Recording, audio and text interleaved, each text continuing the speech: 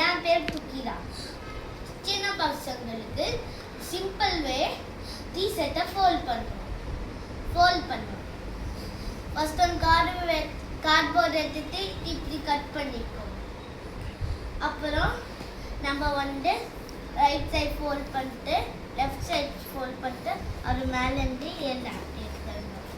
இப்போ நம்மளுக்கு உங்களுக்கு நான் காமிக்க போகிறேன் எப்படி.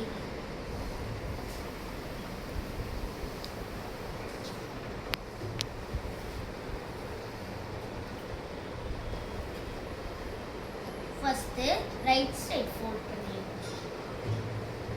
அப்புறம் லெஃப்ட் சைட் ஃபோல்ட் பண்ணிடுவோம். அப்புறம் மேலேருந்து